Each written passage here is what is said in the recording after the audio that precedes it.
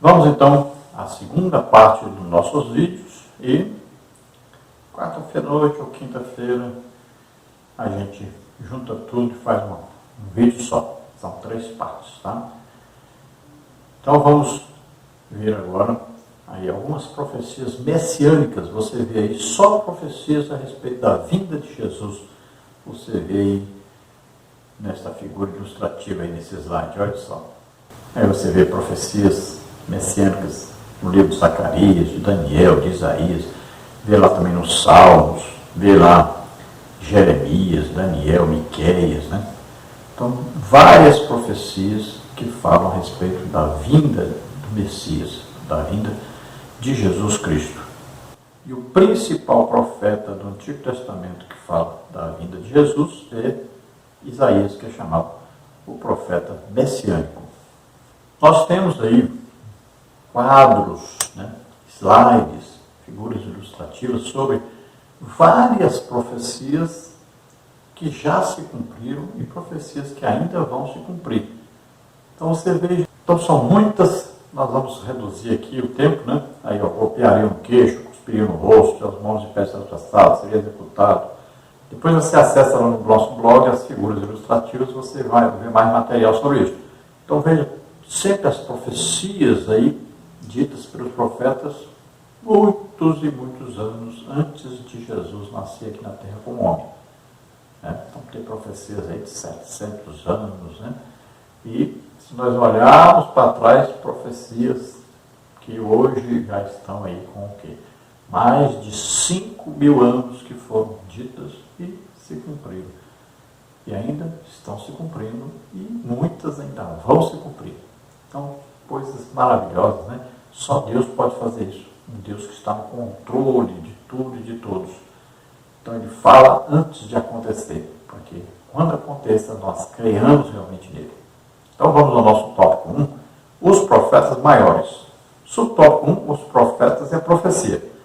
A palavra grega profetes significa proclamador e intérprete da revelação divina. No hebraico, a palavra frequentemente usada é nabi, como sendo aquele que declara a mensagem em nome de Deus. Os profetas tinham acesso à presença dos reis, ofereciam-lhes assessoramento e, quando necessário, até censuravam os seus atos, como está em Isaías 37, 5 a 7, segundo o livro de Samuel 12, 7, seguintes. O dicionário Vini atesta que o termo grego para profecia é profeteia, que significa descrição antecipada da vontade de Deus, quer com referência ao passado, quer do presente ou futuro.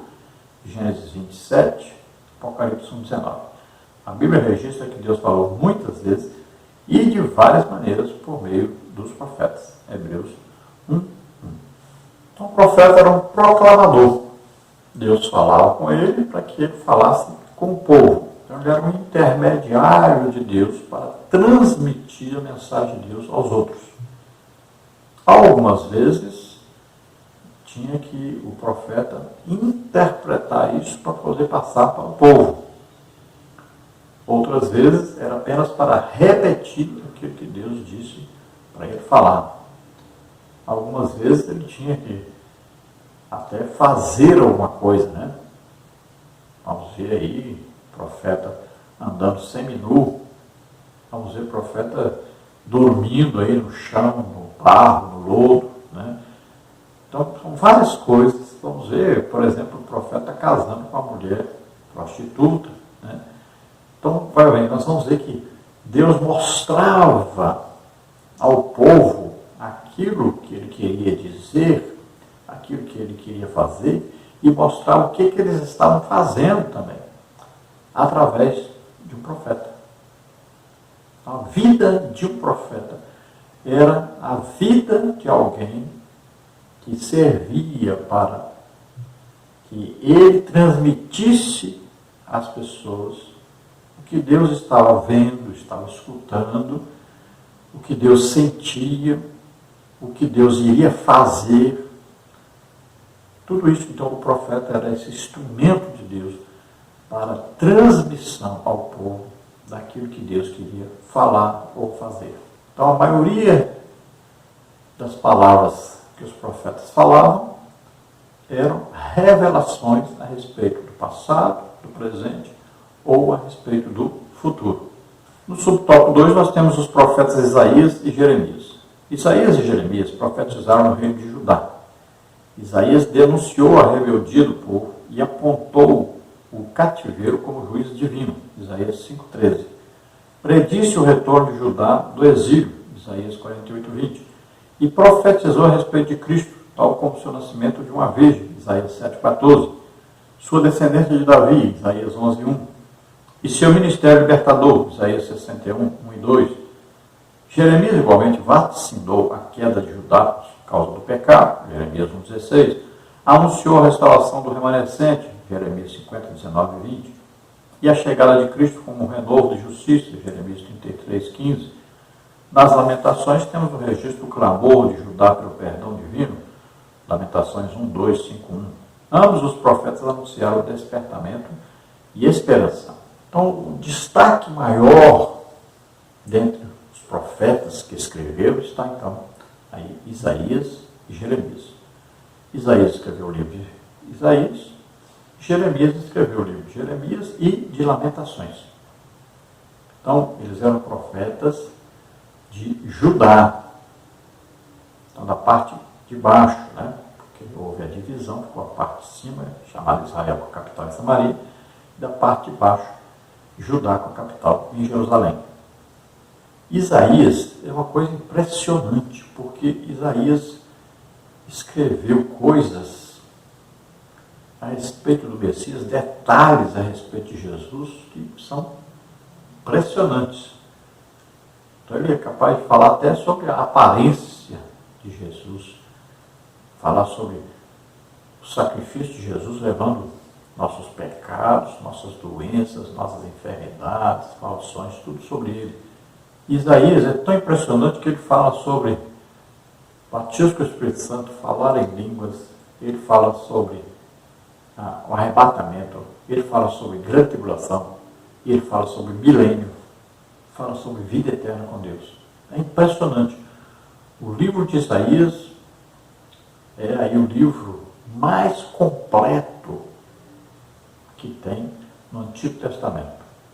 Então você deve sempre ler esse livro, porque deste livro saíram muitas outras palavras, muitos outros estudos, muitas outras revelações, e no Novo Testamento tem muita coisa, mas muita coisa mesmo, que está no livro de Isaías. Então, tanto Isaías como Jeremias escreveram também a respeito da situação de Judá e já falaram a respeito da deportação de Judá para o exílio babilônico. Eles falaram que o juízo viria. Então o povo não quis acreditar, os reis não quiseram acreditar, não se submeteram, foram rebeldes, mas estava tudo já predito. Porque quando a Assíria invade ali o reino do norte, Israel, e leva cativos todo aquele povo, então a parte de baixo pensou assim, nós temos aqui o templo, nós não vamos ser invadidos, nós não vamos ser levados cativos. Então os profetas entram aí para dizer que iam sim ser levados cativos, que o juízo de Deus iria sobre eles. Mas eles não acreditaram. Agora, não só esses profetas anunciaram o juízo de Deus, mas também anunciaram a restauração de Deus sobre a nação de Israel. Então anunciaram que eles seriam restaurados, e foram restaurados depois de passarem 70 anos na Babilônia. Então eles foram restaurados, aqueles que quiseram puderam voltar. E eles aprenderam para sempre a lição, de nunca mais cair na idolatria. Subtópico 3, os profetas Ezequiel e Daniel. Ezequiel e Daniel profetizaram na Babilônia. Judá estava no exílio e tinha o coração obstinado. Ezequiel 2,4. Ezequiel foi levantado para os admoestar no cativeiro. Ezequiel 2,3. Lembrar de que a restauração requeria arrependimento. Ezequiel 3, 20 e 21. E prenunciou a Cristo como pastor e rei. Ezequiel 34, 23 e 24. Daniel também foi para o exílio porém, como um dos oficiais da corte, Daniel 5:29. Ele entendeu que o cativeiro duraria 70 anos, Daniel 9:2, e passou a clamar por misericórdia, Daniel 9:19. Como resposta, Deus lhe revelou o tempo da restauração da nação, a vinda de Cristo, o advento do anticristo e o julgamento final, Daniel 9:24-27. Essas profecias despertaram a esperança de reconciliação com Deus. Então, profetas, aí, Ezequiel e Daniel, esses homens tiveram visões incríveis, maravilhosas. Ezequiel chegou a ver, teve uma visão do próprio Cristo. Daniel também teve visões maravilhosas e revelações impressionantes. Nós vamos ver que o livro aí de Daniel, por exemplo, é como se fosse um apocalipse lá do Antigo Testamento. Então, tem muitas revelações a respeito de reinos, por exemplo, do mundo, foram revelados os reinos, através daquele sonho de Nabucodonosor, que Daniel foi usado por Deus para revelar ali os reinos da terra, desde Nabucodonosor até o milênio, são os reinos que vão passando aí, inclusive o reino do anticristo durante a grande tribulação. Então Ezequiel foi usado por Deus lá no exílio babilônico para falar naquela nação, para buscar o arrependimento daquela nação e fazê-lo se voltar para Deus. Daniel esteve ali para poder trazer esse povo para Deus. Daniel estava no controle porque trabalhava como governador, então ele poderia influenciar ali, guardar esse povo, proteger esse povo para que esse povo não fosse destruído. E ao mesmo tempo ele estava sempre orando, 3 vezes ao dia, ele estava orando, buscando de Deus uma revelação, intercedendo por aquele povo e buscando conhecimento para poder descobrir quando aquele povo seria liberto, quando seria restaurado, quando poderiam voltar a reconstruir o templo, a cidade de Jerusalém, a voltar para a terra que Deus lhes deu. E Deus vai lhe revelar que 70 anos estavam determinados. E Daniel então descobre que é chegado o tempo da restauração daquele povo. E Daniel ali é usado tremendamente, inclusive é usado em interpretação de línguas. Às vezes você pensa, esse dom de interpretação de línguas não existe no Antigo Testamento. Olha bem, os dons do Espírito Santo também operaram no Antigo Testamento. Só não eram abundantes como em nosso tempo. Veja que Daniel interpreta uma língua escrita na parede, que ninguém sabia, ninguém conhecia aquela língua. Era uma língua sobrenatural. Então, ele vai interpretar, usado por Deus. Então, Daniel era um homem de oração e era um homem tremendamente usado por Deus. E Deus lhe dava grandes revelações. Mas nós vamos ver que Daniel tinha uma qualidade impressionante. Ele era fiel realmente a Deus.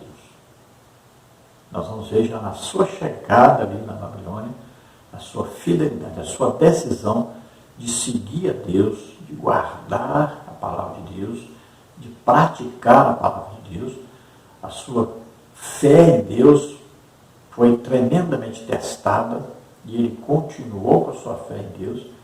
E nós vamos ver, passou por perigos, colocado na cova dos leões, foi perseguido de todo jeito, mas se manteve fiel a Deus e sempre tinha uma vida de oração. Veja, nós vamos ver aí sempre Daniel. Olha as coisas importantes na vida de Daniel. Jejum, oração e estudo da palavra de Deus. Daniel é um exemplo muito grande para nós. E não tem segredo, A vida do crente é essa.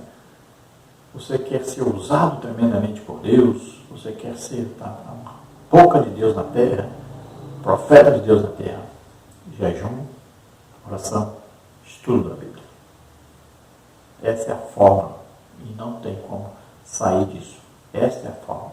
Então Daniel era um homem íntegro e um homem que estava disposto a dar até sua vida pelas suas convicções, pela sua fé.